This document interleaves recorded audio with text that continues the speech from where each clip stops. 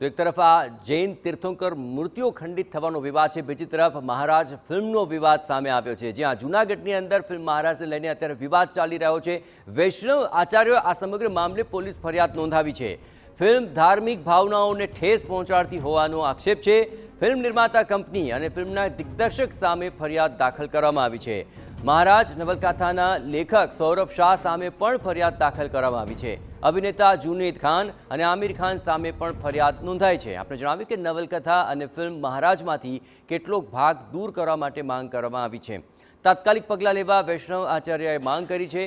હાઈકોર્ટે 18 જૂન સુધી ફિલ્મની રિલીઝ પર હાલ પૂરતી તો રોક લગાવી દીધી છે।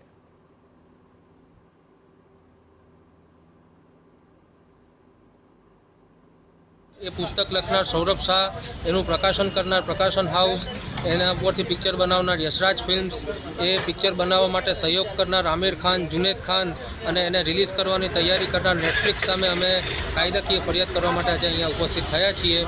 હાઈકોર્ટમાંથી અમે ઇન્ટરિમ સ્ટે લીધેલો છે અમારી સંસ્થાઓએ, અને એ સ્ટે સિવાય જરૂર લાગશે તો સ્ક્રીનિંગ અને ત્યારબાદ અમે એની ઉપર બ્લેન્કેટ બેનની પણ